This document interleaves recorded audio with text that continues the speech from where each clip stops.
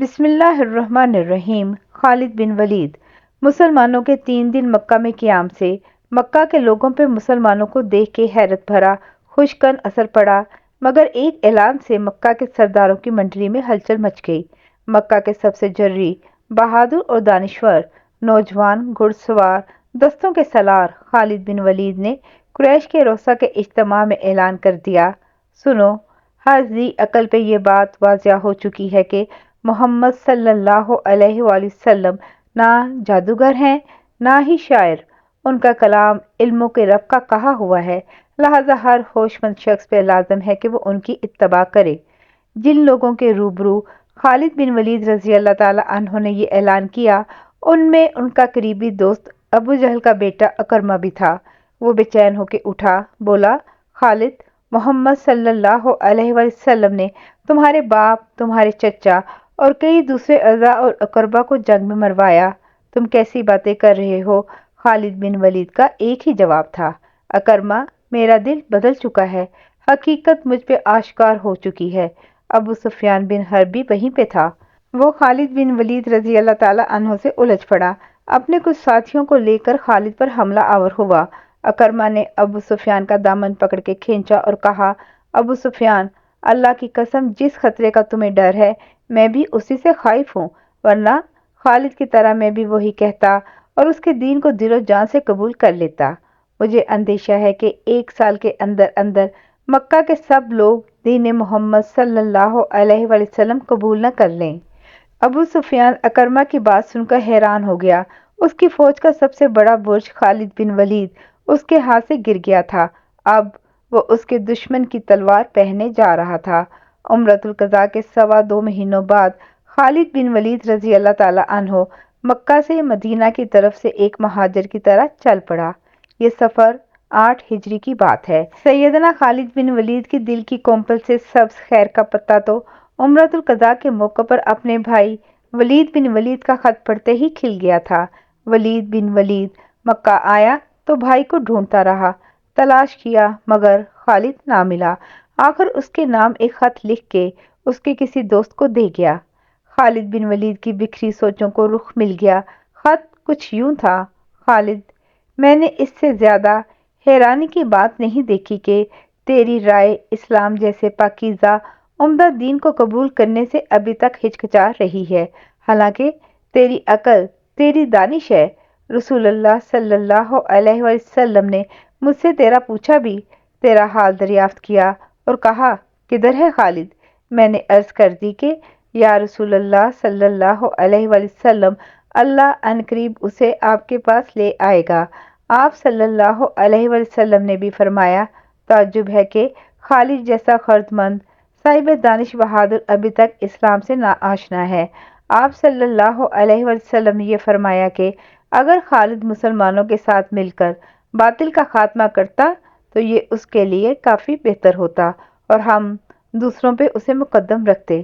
بس میرے بھائی، تجھ سے کئی اچھے موقع ضائع ہو گئے، اب ان سب کی تلافی کر، یہ تلافی اور ادراک کا وقت ہے۔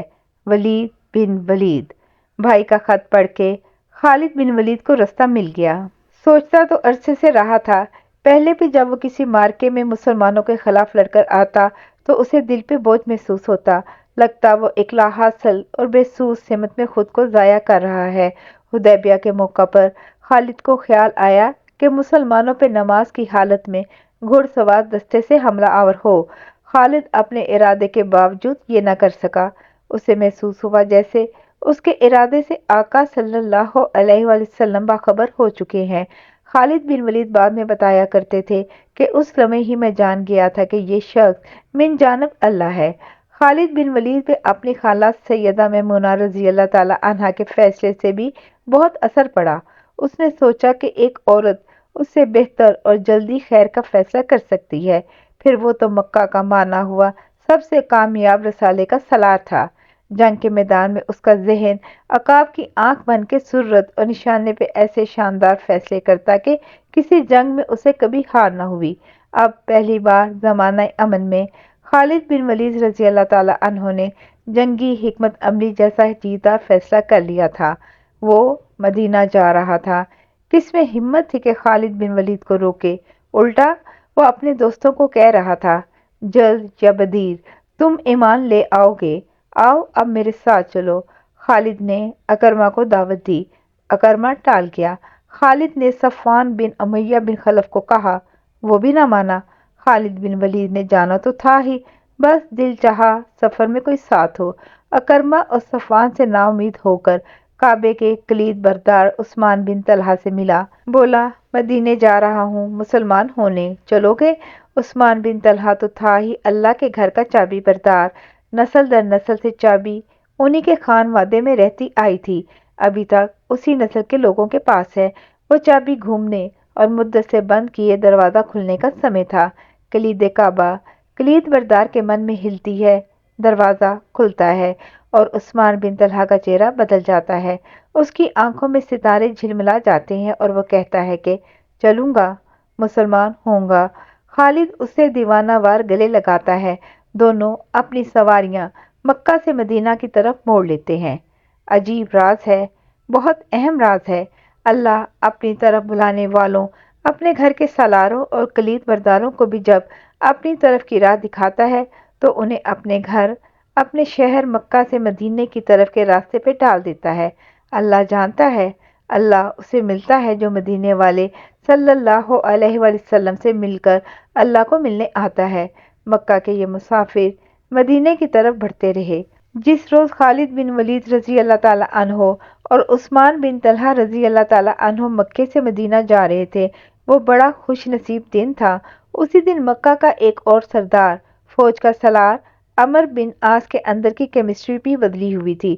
وہ تن و تنہا اللہ کے گھر کو سلام کر کے آقا صلی اللہ علیہ وآلہ وسلم کی خدمت میں حاضر ہونے مدینہ جا رہا تھا۔ مدینہ کی راہ میں مقام حدہ پہ وہ موجود تھا۔ خالد بن ولید اور عثمان بن طلحہ سے اس دن عمر ابو العاص پہچانا نہ جائے۔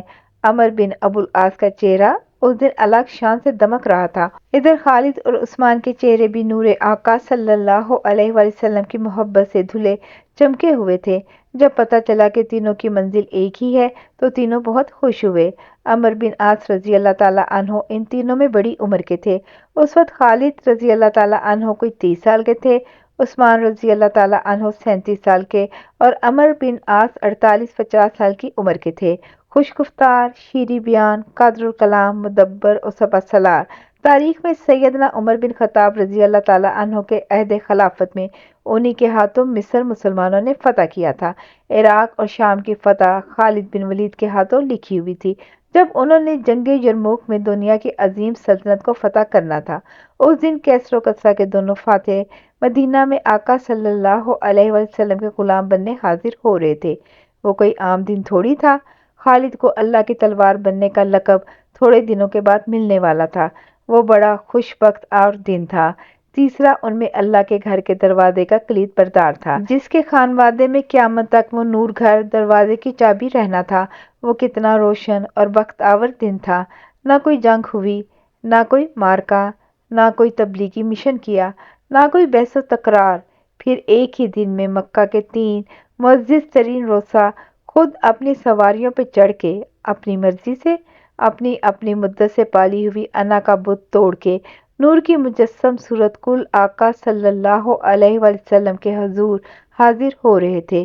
مدینہ پہنچتے ہی خالد کو اپنے بھائی ولید بن ولید مل گئے، تپاک سے لپک کے روتے ہوئے ملے، بولے جلدی چلو، آقا صلی اللہ علیہ وآلہ وسلم کو تم تینوں کی آمد کی خبر مل گئی ہے، تمہارا انتظار ہو رہا ہے۔ پہنچ گئے آقا صلی اللہ علیہ وآلہ وسلم کے حضور۔ خالد نے ادب سے ہاتھ اٹھا کے کہا، السلام علیکم یا رسول اللہ صلی اللہ علیہ وآلہ وسلم۔ آقا صلی اللہ علیہ وآلہ وسلم محبت سے اٹھ کے استقبال کرنے لگے۔ سیدنا خالد نے کلمہ شہادت پڑھا، اللہ کی وحدانیت اور رسول اللہ کی رسالت کی گواہی دی۔ آقا صلی اللہ علیہ وآلہ وسلم نے کہا، قریب ہو جاؤ، پھر فرمایا، سب تعریفیں اس ذات کی جس نے تجھے اسلام کی توفیق دی۔ میں دیکھتا تھا کہ تو صاحب فہم و دانش ہے اور مجھے پوری امید تھی کہ تیری فراست تجھے بھلائی کی طرف ضرور لائے گی۔ خالد بن ولید نے عجز سے سر جھکا لیا، پھر ندامت سے بولا، میں شرمندہ ہوں کہ جنگوں میں آپ کے اور حق کے مقابلے میں آپ کے سامنے آتا رہا، شرمندہ اور نادم ہوں۔ ایک بس درخواست ہے کہ اللہ میری ان تمام خطاؤں کو معاف فرما دے۔